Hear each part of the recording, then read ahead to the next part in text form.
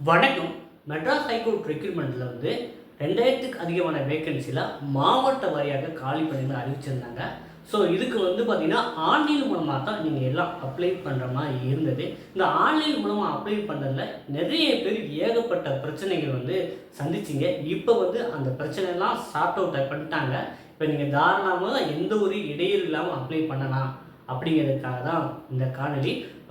முதல்ல வந்து நிறைய பேருக்கு வந்து ஃபைனல் ஸ்டெப்பில் வந்து டாக்குமெண்ட் என்னால் அப்லோட் பண்ண முடியல, அலர்ட் காமிக்குது அப்படின்னு ஒரு விஷயத்த சொல்லியிருந்தீங்க.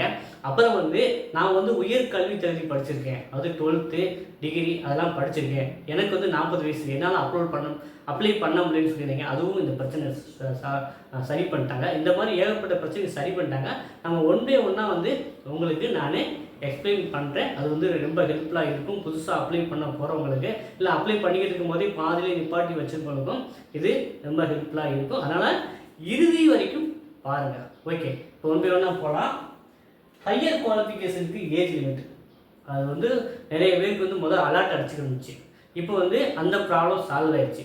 அப்போ வந்து நீங்கள் 38 வயசானாலும் 40 வயசுக்காரங்களும் பிசி முஸ்லீம், MBC, DNC, SC, SCA, ST இந்த பிரிவில் அனைவருமே உயர்கல்வி, அது 12th டிப்ளமோ, ஐடிஐ, டிகிரி இந்த மாதிரி வந்து அவங்க சொன்ன கல்வித்தகுதியோட உயர் கல்வி தகுதி இருந்தால் நீங்கள் தாராளமாக அப்ளை பண்ணலாம். அப்ளிகேஷனில் எந்த ஒரு அலர்ட்டும் வரல. ஓகேங்களா? ரெண்டாவது வந்து பார்த்தீங்கன்னா நான் வந்து அதாவது முதல்ல வந்து ஒரு நோட்டிஃபிகேஷன் உள் வாங்கிக்கணும். ஸோ நோட்டிஃபிகேஷன் கொடுத்துருக்காங்க. ஒவ்வொரு மாவட்டத்துக்கும் ஒரு சில போஸ்ட் இன்க்ளூட் ஆகிருக்கு, ஒரு சில போஸ்ட் இன்க்ளூட் ஆகலை.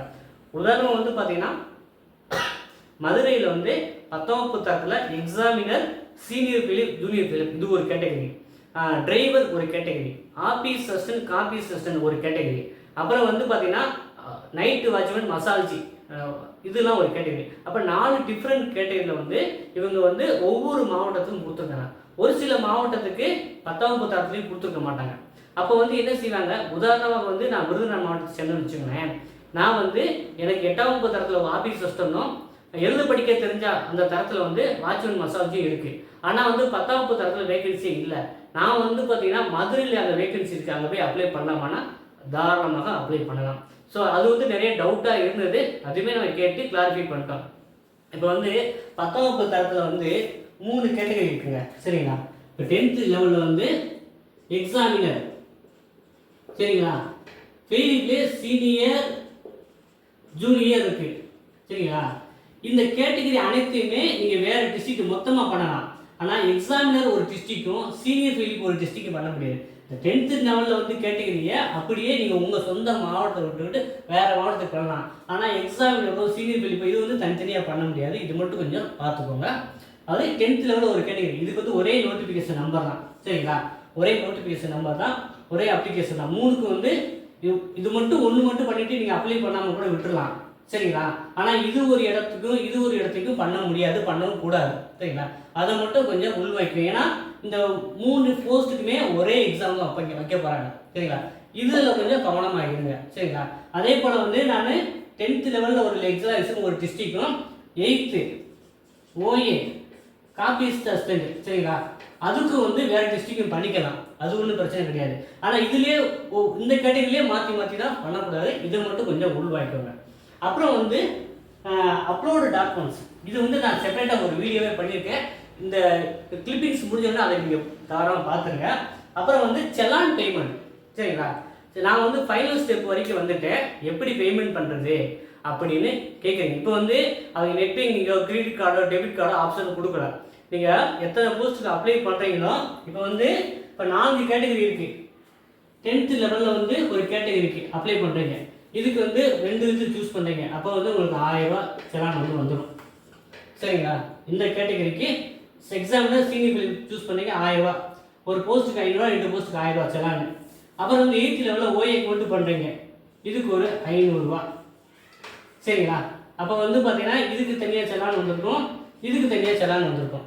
அப்போ நீங்கள் என்ன பண்ணுறீங்கன்னா, இந்த செலான் காப்பீஸ் வந்து ஆட்டோமேட்டிக்காக சிஸ்டத்தில் அப்ளை பண்ணி முடிச்சோடனே ஜென்ரேட் ஆகிடும். நீங்கள் இதை கொண்டு போய் பேங்க்கில் வந்து எதுவுமே அங்கே போய் உங்கள் அக்கௌண்ட் நம்பர் இருக்கணும் அப்படிங்கிற அவசியமே கிடையாது. பேங்க்கில் வந்து கேஷீட்டை கொடுத்தா அவங்க பேமெண்ட் எவ்வளோ வாங்கிட்டு அந்த செலானோட ரிசிப்ட் கொடுத்துருவாங்க. அது வந்து பார்த்தீங்கன்னா நீங்கள் மறுபடியும் நம்ம கொண்டு வந்து சிஸ்டத்தில் வந்து அப்லோடு செலான்னு ஒரு ஆப்ஷன் இருக்கும். மறுபடியும் லாகின் பண்ணிவிட்டு அப்லோடு செலான் இருக்கும். அந்த செலானோட சைஸ் வந்து 100 கேபிக்குள்ளே இருக்கணும். சரிங்களா? அந்த செலானோட சைஸ் வந்து 100 கேபிக்குள்ளே இருக்கணும். ஜியாபக் ஃபார்மேட் இருக்கணும். ஜேபிஇஜி ஜியாபக் ஃபார்மேட்டில் இருக்கணும். அதை அப்லோட் பண்ணாங்கன்னா உங்கள் அப்ளிகேஷன் சக்ஸஸ்ஃபுல்லி சப்மிட்டட். அவ்வளோதான். சரிங்களா? இந்த அப்லோட் டாக்குமெண்ட் முடிஞ்சு நீங்கள் பேமெண்ட் பண்ணிட்டு இந்தியன் பேங்க் கட்டணும். அந்த செலானை எடுத்துகிட்டு செலானை பேமெண்ட் அதுக்கு வந்து தனியாக உங்களை அக்கௌண்ட் நம்பரில் பேங்க் இருக்குன்னு அவசியம் கிடையாது. நீங்கள் போய் செலானை போய் கேசிகிட்ட போய் கொடுத்தீங்கன்னா அவங்க வந்து ரிசிப்ட் கொடுத்துருவாங்க. உங்களுக்கு ஒரு காப்பி, அந்த காப்பி எடுத்து வந்து இங்கே சிஸ்டத்தை வந்து அப்லோட் பண்ணுற மாதிரி இருக்கும். ஸோ இதுதான் ஃபைனல் ஸ்டெப்பு. நீங்கள் வந்து செலானை வச்சுக்கிட்டு சும்மா கையில் வச்சுக்கிட்டு இருக்காங்க, உங்கள் அப்ளிகேஷன் ரிஜெக்ட் ஆகிடும். போன வட்டம் மெட்ராஸ் ஹைகோர்ட்டுக்கு கிட்டத்தட்ட 6000 அப்ளிகேஷன் அப்படி ரிஜெக்ட் ஆயிடுச்சு. சரிங்களா? அதனால் செலான் பேமெண்ட்டு கரெக்டாக ப்ராப்பராக பண்ணிவிட்டு கையில் பேமெண்ட் பண்ணக்கூடாது. பேமெண்ட் பண்ணிட்டு கையில் வச்சுக்கூடாது. மறுபடியும் இங்கே வந்து சிஸ்டத்துக்கு வந்து அப்லோட் பண்ணணும். அந்த வேலையை நீங்கள் மறக்காமல் பண்ணிடுங்க. சரிங்களா? இது வந்து ரொம்ப முக்கியங்க. அப்புறம் வந்து 2000 ரூபா கட்டி 3000 ரூபா கட்டி கடைசியில் செலானை அப்லோட் பண்ணாமல் இங்கே வந்து விட்டிங்கன்னா அப்ளிகேஷன் ரிஜெக்ட் ஆகிடும். சரிங்களா? ஸோ அதனால் அதை கருத்தில் கொண்டுக்கோங்க. அப்புறம் வந்து இதுக்கு ஒரு செலான் சென்டர் இருக்கும். இதுக்கு என்ன செலானோ அதை வந்து இங்கே அப்லோட் பண்ணணும். இந்த ஓஏக்கு என்ன செலானோ அதை அப்லோட் பண்ணணும். இதை எடுத்து இங்கே மாற்றி பண்ணி விட்றாங்க. அதில் நிறைய ப்ரௌசிங் சென்டர்காரங்களுக்கு விவரமே தெரியாதுங்க. ப்ரௌசிங் சென்டர்காரங்களுக்கு விவரம் தெரியாது. நீங்கள் தான் அவங்கள்ட்ட எடுத்து சொல்லணும். ஸோ இதுதான் அப்படின்னு நீங்கள் எடுத்து மண்டையில் உரைக்கிற மாதிரி சொல்லி அவங்க அப்ளை பண்ணி வச்சுருவாங்க. ஏன்னா அவங்க ஒரு உலகத்தில் இருப்பாங்க. சரிங்களா? எல்லாம் தெரிஞ்ச மாதிரி இருப்பாங்க. சரிங்களா? நமக்கு தான் தெரியும், நமக்கு தான் வேலை வேணும். அதனால் நம்ம தான் ப்ராப்பராக வந்து அவங்களுக்கு சொல்லி புரிய வச்சு அவங்கள பண்ண வைக்கணுங்க. ஸோ இந்த பண்ண வைக்கும் போது அவங்க கரெக்டாக பண்ணுறாங்களாங்கிற பார்க்குறது உங்கள் வேலை. சரிங்களா? எல்லாத்தையும் கையில் கொடுத்துருவாங்க, அப்ளை பண்ணி நம்மளை கொடுத்துருவாங்க. நான் படித்தா மட்டும் போதும்னு தென்னாவட்டா எழுதுறாங்க. அப்ளை பண்ணுற இந்த ரெக்ரூட்மெண்ட்டை பற்றி சொல்கிறேன் நான். நீங்கள் சரியாக ப்ராப்பராக அப்ளை பண்ணிட்டாலே பாதி உங்களுக்கு வேலை கிடைச்ச மாதிரிங்க. அப்படி தான் இருக்குது இப்போ இருக்கிற சூழ்நிலை. நீங்கள் சரியாக ப்ராப்பராக அப்ளை பண்ணி உங்களுக்கு காட்டிக்கிட்டு வந்தாலே பாதி உங்களுக்கு வேலை கிடைச்ச மாதிரி. நான் அந்த மாதிரி ஒரு இஷ்யூவில் தான் நிறைய சந்தேகம், நிறைய குழப்பம். நம்மளும் வந்து சளைக்காமல் வீடியோ போட்டுக்கிட்டு இருக்கோம். பார்த்தீங்கன்னா கமெண்ட்லேயே இப்போ கேட்பாங்க. நான் எவ்வளோ சொல்யூஷன் சொல்கிறேன், திடீர்னு வீடியோ ஃபுல்லாக பார்க்காம கமெண்டில் வந்து கேட்பாங்க. சரிங்களா? நம்ம வந்து பார்த்தீங்கன்னா இப்போ வந்து அடுத்து வந்து பார்த்தீங்கன்னா நான் சிஸ்டத்திலே காமிக்கிறேன். டாக்குமெண்ட் அப்லோடு வந்து நீங்கள் புரிகிற மாதிரி இப்போ சிஸ்டத்திலே அதை ஒர்க் அவுட் பண்ணி காமிக்கிறேன். அதை பார்த்துட்டு கரெக்டாக வந்து நீங்கள் பண்ணுங்கள்.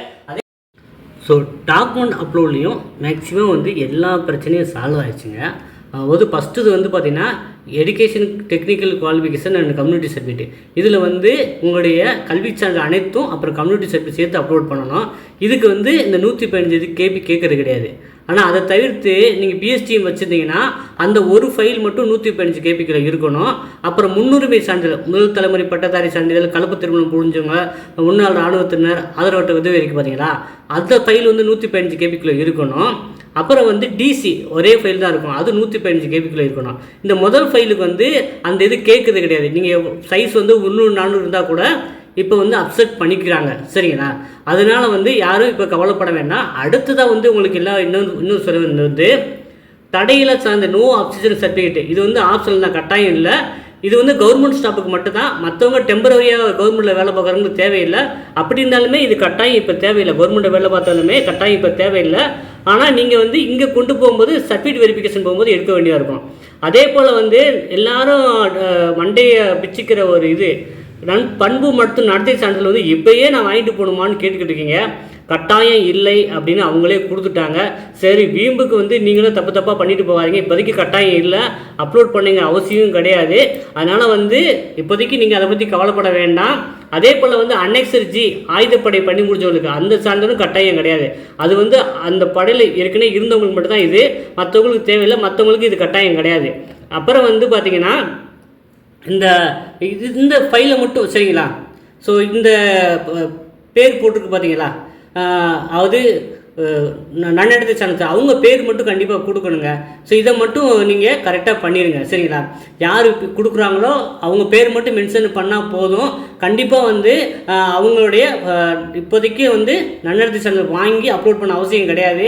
ஏன்னா அவங்க மேலேயே கட்டாயம் இல்லை அப்படின்னு கொடுத்துட்டாங்க. சரிங்களா, கட்டாயம் இல்லைன்னு கொடுத்துட்டாங்க.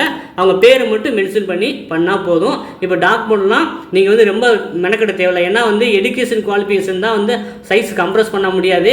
அதுக்கு மட்டும் வந்து அவங்க வந்து ஒரு விலக்கு கொடுத்துருக்காங்க, எவ்வளோ சைஸ் வேணால் எடுத்துக்குது. மற்ற எல்லா சான்றிதழுக்குமே இதுக்கு 115 கேபிக்குள்ளே இருக்கணும், முன்னுரிமை சான்றிதழ் 115 கேபிக்குள்ளே இருக்கணும், அப்புறம் வந்து டிசிக்கு வந்து 115 கேபியில் இருக்கணும். நீங்கள் பிஎஸ்டி வச்சுருந்தா அந்த டாக்குமெண்ட் அப்லோட் பண்ணுங்கள். ஏற்கனவே நான் பிஎஸ்டி வச்சுருக்கேன்னு சொல்லியிருந்தீங்கன்னா அப்லோட் பண்ணுற மாதிரி இருக்கும், மற்றவங்களுக்கு தேவையில்லை. அதே போல் வந்து எனக்கு வந்து முன்னுரிமை சான்றிதழ் இருக்குது, அது ப்ரியாரிட்டி வச்சுருக்கேன், முதல் தலைமுறை பட்டதாரி சான்றிதழ், அதெல்லாம் வச்சுருந்தா மட்டும்தான் நீங்கள் அப்லோட் பண்ணணும். மற்றவங்க யாருக்கும் கட்டாயம் கிடையாது. இங்கே ப்ரியாரிட்டின்னு சொல்லியிருந்தீங்கன்னா இங்கே ஆப்ஷன் காட்டும், இல்லாட்டி மற்ற எல்லாருக்கும் தேவையில்லை. அதே போல் வந்து 15ஆம் தேதியிலேருந்து நம்ம டெஸ்ட் பேஜ் எல்லாம் ஸ்டடி மெட்டீரியல் கூடிய டெஸ்ட் பேஜ் வந்து ஸ்டார்ட் பண்ணுறோம். ஸோ உங்களுக்கு ஸ்டடி மெட்டீரியல் வந்துடும், அப்புறம் டெஸ்ட் பேஜ் வந்துடும், அப்புறம் வந்து யூடியூப்பில் ஆன்லைன் கிளாஸ் இருக்கிற பிடிஎஃப் வந்து உங்களுக்கு ஸ்டடி மெட்டீரியல் வாங்குறதுக்கு வந்துடும். சரிங்களா, இது எல்லாமே ஒரே பேக்கேஜாக கொடுக்குறோம். வெறும் ஜஸ்ட்டு 500 ருபீஸ் தான். சரிங்களா, எந்த பேக்கேஜும் எப்போ வாங்கினாலும் நீங்கள் 500 தான். இல்லை நான் ஆஃபீஸ் அசிஸ்டன்ட் அப்ளை பண்ணியிருக்கேன், எக்ஸாமில் 10ஆம் வகுப்பு இருக்குன்னா அதுக்கு தனியாக கொடுத்துருவேன். தனித்தனியாக நீங்கள் ஃபீஸ் கட்ட தேவையில்லை, எல்லாத்துக்கும் ஒரே பேமெண்ட். அதுக்கு தகுந்த மாதிரி உங்களுக்கு மெட்டீரியல் கொடுத்துருவேன் எக்ஸ்ட்ராவும். ஆஃபீஸ் அசிஸ்டன்ட் நீங்கள் தனியாக படித்தாங்க, ஒரு சிலபஸ் இருக்குது. அலுவலக பராமரிப்பு, வீட்டு பராமரிப்பு, அப்புறம் வந்து பார்த்தீங்கன்னா சாலை பாதுகாப்பு, உணவு பாதுகாப்பு முறை, இந்த மாதிரி கேட்டகரியில் கேட்டிருக்காங்க. ஸோ அதுக்கு தனியாக மெட்டீரியல் கொடுத்துருவோம். இப்போ எக்ஸாம் எடுத்துக்கிட்டா அதுக்கு தனியாக கொடுத்துருவோம். நீங்கள் ரெண்டுமே அப்ளை பண்ணிட்டாலும் எல்லாமே என்டையர் பேக்கேஜும் 500 ருபீஸ் தான். அதில் டெஸ்ட் பேஜ் அடைக்கிறோம், ஸ்டடி மெட்டீரியல் அடைக்கிறோம், அப்புறம் வந்து பார்த்தீங்கன்னா யூடியூப்பில் வந்து இனிமேல் ரெகுலராக கிளாஸஸ் எடுப்போம், அதோட பிடிஎஃப்பும் ஸ்டடி மெட்டீரியல் வாங்கணும் வந்துடும். சரிங்களா, வேணுங்கிறவங்க அது வாங்கி ப்ராப்பராக யூட்டிலைஸ் பண்ணிக்கலாம். இப்போ வந்து டாக்குமெண்ட் அப்லோட் பண்ணுறத பற்றி ஒரு சின்ன கிளிப்பிங்ஸ் இருக்குது, அதையும் நீங்கள் பார்த்துட்டு சாட்டிஸ்ஃபை ஆனவொடனே ப்ராப்பராக அப்ளை பண்ண ஆரம்பிங்க. ஸோ இது சம்மந்தமாக எக்ஸ்ட்ரா ஒரு டவுட் இருந்தால் கமெண்டில் தெரிவிங்க. நம்மளாம் எதுவும் பதில் சொல்ல மாட்டோம். மேக்ஸிமம் வந்து ரெக்ரூட்மெண்ட் செல்லுக்கு வந்து கன்ஃபார்ம் பண்ணிட்டு தான் நம்ம வீடியோ பண்ணுவேன். உங்களுக்கு தெரியும், ரெகுலராக ஃபாலோ பண்ணுறதுக்கு. முடிஞ்சால் இன்றைக்கி நைட்டு வந்து ஹவு டு அப்ளை ஆன்லைன்னு ஒரு டீட்டெயிலாக கூட ஒரு வீடியோ பண்ணிடுறேன். ஸோ புதுசாக பார்க்குறவங்க நம்ம சேனலை சப்ஸ்கிரைப் பண்ணி வச்சுருங்க. அடுத்த காணொலியில் நம்ம மீண்டும் சந்திப்போம். நன்றி, வணக்கம்.